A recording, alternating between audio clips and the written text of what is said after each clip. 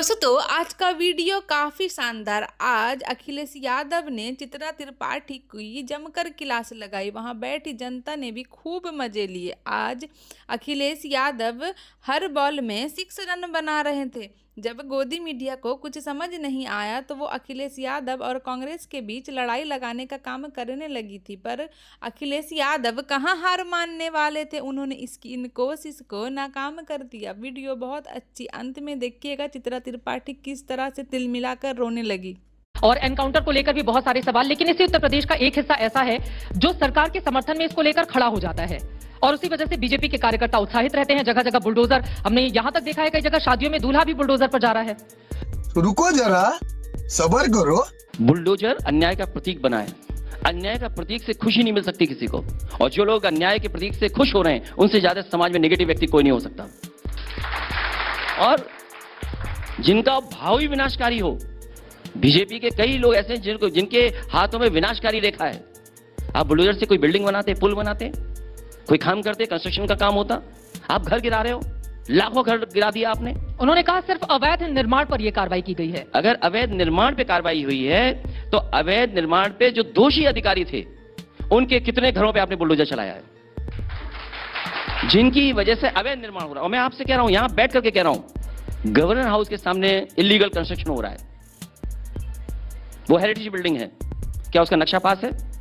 क्या इनका बुलडोजर वहां भी जाएगा इलीगल कंस्ट्रक्शन के लिए? और नहीं मानते आप? किसी अपने चैनल के जो आपका स्टिंगर कोई व्यक्ति हो, चैनल का कैमरा लेकर के जाके देख सकता है। क्या उसको लीगल इलीगल क्या मानेंगे आप? आप तो ये भी कहते हैं मुख्यमंत्री आवास का भी नक्शा पास नहीं है। अगर नक्शा पास हो तो नक्शा दिखा दे। एलडीए ने पास किया कि नगर निगम ने पास किया है? लेकिन अगर इस तरह की कार्रवाई अवैध निर्माण को लेकर सुप्रीम कोर्ट ने अपनी जो गाइडलाइंस दी थी उसमें इस बात को अलग रखा था कि अगर कहीं अवैध निर्माण है तो फिर आप कार्रवाई कर सकते हैं, और उसी के नाम पर अगर वो अपनी इस कार्रवाई को आगे बढ़ा रहे हैं तो जनता के उस वर्ग को कैसे आप लोग बताएंगे कि सरकार जो कर रही है ये विभाजनकारी है, क्योंकि इसी के आधार पर वो वोट भी हासिल कर रही है। मैं आपकी हर बात से सहमत हूं जो बात आप कह रहे हैं। एलडीए में या जितनी भी डेवलपमेंट अथॉरिटीज हैं उनमें सब में सूची बनी हुई है कि इलीगल कंस्ट्रक्शन कहां कहां हुआ है। उन सूची के तहत आप क्यों नहीं गिरा रहे किसी का? बात तो सही है। उनकी ओर से एक तरफ कानून प्रशासन को लेकर अपनी पीठ थपथपाई जा रही है। $1 ट्रिलियन इकोनॉमी उत्तर प्रदेश की बनाने को लेकर भी उन्होंने यहां से हुंकार भरी है। एक बात मैं कह दूं आपसे, जिस प्रदेश के पास अपना परमानेंट डीजीपी ना हो, कार्यकारी डीजीपी हो, कई बैचों के जो जिम्मेदार अधिकारी हैं जो सेवा देना चाहते हैं, निष्पक्ष काम करना चाहते हैं, उनके चेहरों के भाव पढ़ लीजिए आप। आईपीएस लोगों के कितने आईपीएस लोग रह गए जो उस स्थान पर नहीं पहुंच पाएंगे? इसका जवाब किसके पास है? और फिर जहां तक $1 ट्रिलियन इकोनॉमी की बात है, आप सरकार ने बोल दिया, आपने स्वीकार कर लिया। क्या ग्रोथ रेट कितनी होनी चाहिए? मैंने सुना कि उन्होंने कहा कि 64,000 एकड़ जमीन उन्होंने क्लियर कराई है माफियाओं से, अवैध कब्जे थे जी। 64,000 एकड़, इसका डेटा कहां है? अगर आप कहते हैं पोर्टल से सुविधाएं मिल रही हैं तो आप बताएंगे ना 64,000 एकड़ जो जमीन आपने खाली कराई जिसमें इंडस्ट्री लग रही है, उसका डेटा कहां है? मुख्यमंत्री ने इसी मन से इस बात का दावा किया है कि पहले दंगों से भरा हुआ प्रदेश होता था और जब से हमारी सरकार बनी है यहां पर बहुत ज्यादा निवेश आए हैं। बोलने में सरकार कुछ भी बोल सकती है, मैं भी कुछ भी दावा कर सकता हूं। मुझे उम्मीद है एबीपी न्यूज चैनल उस बात की निष्पक्ष जांच कर करके क्या क्या जमीन पर उतरा है उस पर जरूर कोई ना कोई कार्यक्रम चलाएंगे।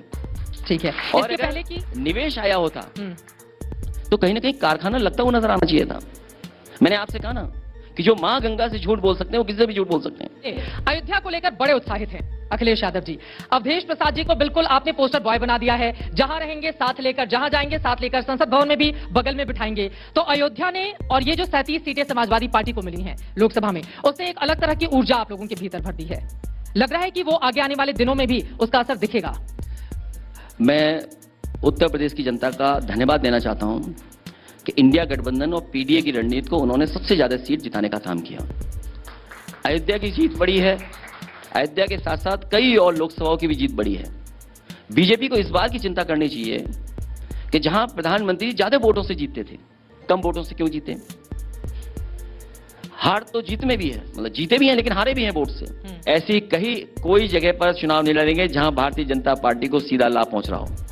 भारतीय जनता पार्टी कैसे हारे उस दिशा में ही हम लोग काम करेंगे। इसीलिए हम लोगों ने नारा दिया कि महा मतदान और महा सावधान रहें, क्योंकि भारतीय जनता पार्टी से ज्यादा चुनाव में हेराफेरी कोई दल नहीं करता है।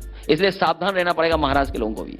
अब ये क्या बात हुई, अगर आप यहाँ पर 37 सीटें जीत जाएं लोकसभा की, कमाल का प्रदर्शन कर जाएं, फिर यहाँ पर हेराफेरी नहीं है और बीजेपी कहीं अगर जीतने लगे, फिर अखिलेश यादव जी को दिखाई देता है कि बीजेपी हेराफेरी से जीती। मैं तो चाहूंगा कौन भरोसा करेगा? मैं तो चाहूंगा कि आपको और जानकारी उत्तर प्रदेश के बारे में करना चाहिए था।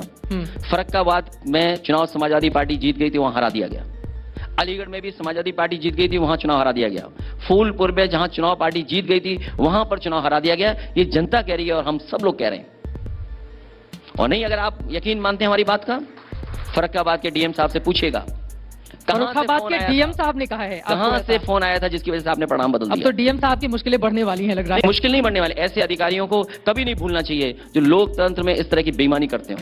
लेकिन उसी उत्तर प्रदेश ने आपको 37 सीटें भी तो दी, कांग्रेस की सीटें अगर हम छोड़ दें, मैं आप सबसे आपसे बड़ी कह रहा हूं पार्टी बनकर कि ये निकले हैं। अगर बीजेपी ने बेईमानी न की होती तो आज उत्तर प्रदेश में समाजवादी पार्टी कांग्रेस 50 के लगभग सीटें पहुंच गए होते, उससे ऊपर ही होती सीटें। अभी भी आप अगर इस तरह से, क्योंकि अगर इंडिया अलायंस का कोई जीते, ईवीएम बहुत अच्छा है, पारदर्शिता पूरी तरीके से है, कहीं कोई दिक्कत नहीं है। अगर बीजेपी का कोई प्रत्याशी जीते तो फिर अधिकारियों के जरिए बीजेपी वहां पर मैनेजमेंट करा रही है, ईवीएम खराब है, इस तरह के तर्क काम करेंगे क्या? समाजवादी पार्टी, हम लोग कभी नेगेटिव पॉलिटिक्स नहीं करते हैं। समाजवादी पार्टी की पॉजिटिव पॉलिटिक्स है, जोड़ने की पॉलिटिक्स है। और इसीलिए जो पीडीए की रणनीति, पीडीए में लोगों को जोड़ा, उसका परिणाम हुआ जीते हैं हम लोग। और जहां बात ईवीएम की कह रहे हैं आप, मैंने लोकसभा में भी कहा कि अगर 80 में 80 सीटें भी हम लोग जीत जाएंगे तब भी मैं ईवीएम के खिलाफ हूं। केवल मैं ये कहना चाहता हूं, जब जर्मनी जैसा देश जो हमसे न जाने कितना आगे है हर चीज में, टेक्नोलॉजी में, ग्रोथ में, इकोनॉमी में, पैरामीटर्स में, हर पैरामीटर में हमसे आगे है, वो देश तक कहता है कि अगर ईवीएम इस्तेमाल होगी इलेक्शन में तो वो अनकॉन्स्टिट्यूशनल माना जाएगा। तो हम उस बात को क्यों नहीं स्वीकार कर रहे हैं? जर्मनी छोटा सा देश है, हम दुनिया की सबसे बड़ी आबादी हैं। यहां पर अगर पुराने तौर तरीकों से वोटिंग शुरू हो गई तो आप समझ रहे हैं कि उस समय क्या स्थिति बनेगी। और हमने बूथ कैप्चरिंग भी देखा है, किस तरह से ठप्पे लगाए जाते थे, वो भी दौर देखा है, इसी देश ने देखा है। मैं इस तर्क में इसलिए नहीं जाना चाहता हूं, प्रधान के चुनाव से बड़ा चुनाव कोई नहीं हो सकता। प्रधान के चुनाव से बड़ा चुनाव नहीं हो सकता कोई। क्या प्रधान का चुनाव बैलेट पे नहीं होता है? एक भी वोट मिस नहीं होता है, कहीं झगड़ा नहीं होता। तो प्रधान के चुनाव जब आप करा सकते हैं, वही मशीनरी करा सकती है। आपको क्यों चाहिए इतनी मशीनरी? और फिर आपका यह कहना कि जर्मनी छोटा देश है, ये जनसंख्या के लिहाज से अखिलेश जी, जनसंख्या के लिहाज से हम दुनिया के सबसे बड़े देश हैं। किसी देश में अगर इतनी लंबी बहस चली हो, उसके सुप्रीम कोर्ट ने, जो उस कोर्ट का नाम कुछ और बोलते हैं, जो उनका प्रीमियर कोर्ट है, उसने ये कहा कि ईवीएम अगर इस्तेमाल होती है तो अनकॉन्स्टिट्यूशनल होगा, तो उसके पीछे कुछ तो तथ्य होंगे। आपको जर्मनी की सुप्रीम कोर्ट पर भरोसा है, ईवीएम को लेकर देश की सुप्रीम कोर्ट जो बोलती है उस पर आपको भरोसा नहीं है। मुझे जापान पे भी भरोसा है जिसने ईवीएम बनाई है। लेकिन इसी ईवीएम के जरिए यूपीए की सरकार भी बनी है 2-2 बार, और आपकी पार्टी ने भी 2012 में प्रचंड सत्ता आपके नेतृत्व में, जब आपने खूब साइकिल चलाई थी पूरे उत्तर प्रदेश में, 403 में से 225 सीटें जीती थी, उसी ईवीएम के भरोसे आप लोग भी कई बार जीत कर आए हैं। ईवीएम की बहस को छोड़कर आगे बढ़ते, ठीक है, आप कुछ कहना चाह रहे हैं? मैं ये कह रहा था, ईवीएम पर उलझाइए मत। बीजेपी की जो नाकामी है उत्तर प्रदेश की, उस पर जरा बहस हो जाए। क्या बदल जाएगा अगर जातिगत जनगणना हो जाती है? क्या बदल जाएगा देश में? सामाजिक न्याय मिल जाएगा। लेकिन जिस समाजवाद के आप लोग पुरोधा हैं, तमाम अलग अलग नेताओं के आपने नाम लिए, चाहे महात्मा गांधी हो, चाहे जयप्रकाश नारायण हो, हमेशा इन लोगों की ओर से इसका विरोध किया गया। इस देश में जातिगत जनगणना तब हुई थी जब अंग्रेजों का शासन था, 1931 में।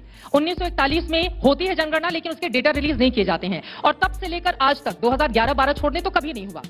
फिर अचानक से जातिगत जनगणना, ऐसा लग रहा है जातिगत जनगणना हो जाएगी, पूरा प्रदेश और देश बदल जाएगा। बिल्कुल सामाजिक न्याय के लिए या गरीबी हटाने के लिए अखिलेश जी, क्या जाति का चश्मा पहनकर देखना जरूरी है?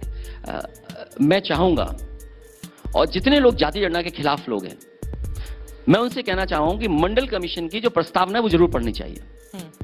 जिस समय आप मंडल कमीशन की प्रस्तावना पढ़ेंगे तो आपकी आंखें खुल जाएंगी, आपका वो जो जाति से भेदभाव देखते हैं वो चश्मा उतर जाएगा। 2025 में बिहार में चुनाव है, तो उसके ठीक पहले आपने कहा कि नीतीश कुमार इसका क्रेडिट भी ले रहे हैं। वो अभी बिहार न जाए, केवल यूपी हम लोग रहे, क्योंकि हमारे मुख्यमंत्री जी ये कह गए $1 ट्रिलियन इकोनॉमी, वो शायद 1 ट्रिलियन नहीं जानते होंगे, और उन्हें अपने सलाहकार बदल देने चाहिए। मैंने सदन में भी कहा था कि जो उनके सलाहकार हैं उन्हें सलाहकार बदलना चाहिए, क्योंकि उस ग्रोथ रेट के लिए आपको बहुत कुछ करना पड़ेगा।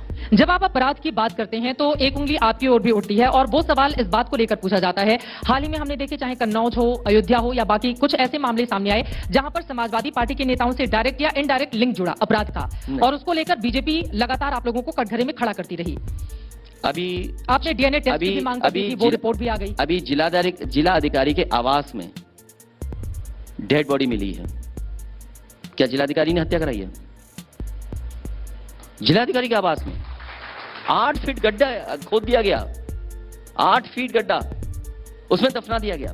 लेकिन जब अपराधियों की बात होती है और यहां पर सवाल खड़े होते हैं तो अखिलेश यादव जो इतने आधुनिक सोच के नेता हैं, इतनी बड़ी उनकी पार्टी, अब तो देश में तीसरे नंबर पर सबसे ज्यादा सीटें जीतने वाली आप पार्टी बन चुके हैं, वो जब डीएनए की मांग करते हैं तो बहुत हैरत होती है लोगों को कि क्या आप अपराधी को बचाने का काम कर रहे हैं अखिलेश जी? इसका मतलब यह है कि आपको दोबारा आईपीसी जो संशोधित है वो पढ़ना पड़ेगा। वो तो मैं पढ़ लूंगी, लेकिन आप अगर अपराधी को लेकर पहले डिफेंड करने के मोड में आ नहीं, मैं नहीं कह रहा हूँ। हाँ। उसमें बाकायदा यही है कि अगर इस तरह की घटना है उसमें डीएनए टेस्ट होना चाहिए, मैंडेटरी है।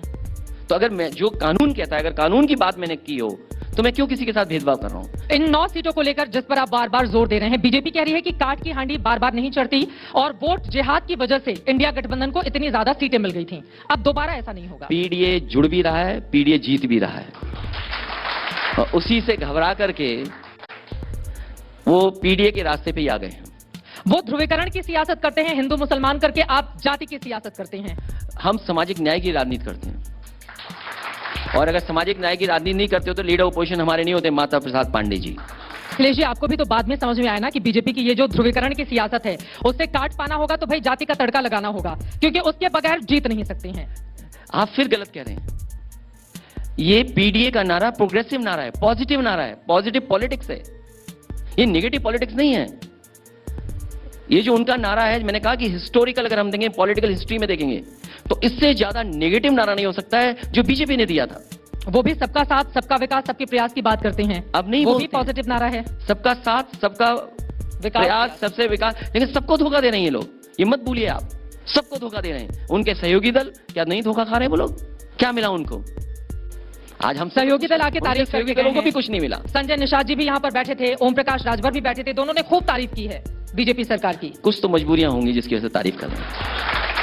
कौन सी मजबूरी है? कुछ भी हो सकता है उसमें। ये सब लोग हमारे साथ काम किए हैं और फिर उधर चले गए, फिर इधर आ जाएंगे तब। गोरखपुर लिंक के बारे में क्या कहा गया कि 2022 में चालू हो जाएगा। 90 किलोमीटर की सड़क, 90 किलोमीटर का एक्सप्रेसवे 6000 करोड़ में बन रहा है। तो पर किलोमीटर एक्सप्रेसवे कितने का बना? और आप क्वालिटी ऑफ कंस्ट्रक्शन देख लें, जो राइडिंग क्वालिटी है, आप बुंदेलखंड की राइडिंग क्वालिटी का जानकारी कर लीजिए। अभी मत जानकारी करना क्योंकि लाइव हो जाएगी वो बात।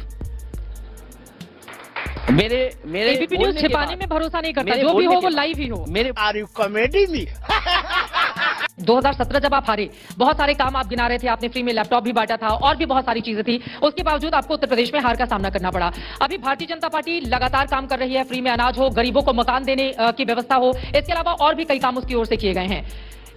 यहां पर आकर जब धर्म और जाति की बात आती है तो कामकाज बहुत पीछे छूट जाता है। क्या अखिलेश यादव को भी इस बात का भान है कि जब चुनाव होते हैं तो कामकाज के आधार पर कम और इस तरह के भावनात्मक मुद्दों पर ज्यादा वोट पड़ते हैं? आपने अपने ही सवाल में जवाब दे दिया। बीजेपी भी तो ये कहती है कि दिल्ली सरकार $5 ट्रिलियन की इकोनॉमी बना रही है, उत्तर प्रदेश $1 ट्रिलियन की इकोनॉमी बना रही है। वो कंट्रीब्यूट करेगा उसमें, बिल्कुल। तो फिर चुनाव कैसे हार गए आप? आपने तो न जाने कितने शौचालय बनाए थे, लेकिन शौचालय में पानी नहीं दिया था। आपने न जाने कितने गरीबों को घर बनाने की बात कही थी, और फिर मैंने सदन में on the floor of house कहा कि जो गांव गोद लिए जाते हैं उन गांवों को कभी अनाथ नहीं छोड़ा जाता है। सरकार ने गांव गोद लिए लेकिन उनको अनाथ छोड़ दिया। लेकिन बीजेपी का ऐसा कहना है कि मुसलमान उसको वोट नहीं करते, कामकाज के आधार पर वोट नहीं मिलते, इसी वजह से वोट जिहाद जो था वो आप लोगों के लिए 2024 में काम कर गया। बीजेपी की नेगेटिव पॉलिटिक्स कहीं भी कामयाब नहीं होगी। बीजेपी को अपनी नेगेटिव पॉलिटिक्स छोड़ देनी चाहिए। अभी तो हरियाणा में जीत हासिल की है बीजेपी ने, यूपी में बड़ी हार हारे हैं, उस हार से अभी तक नहीं उभर पाए हैं। मुझे अपने घर जाना है, मुझे घर जाना है।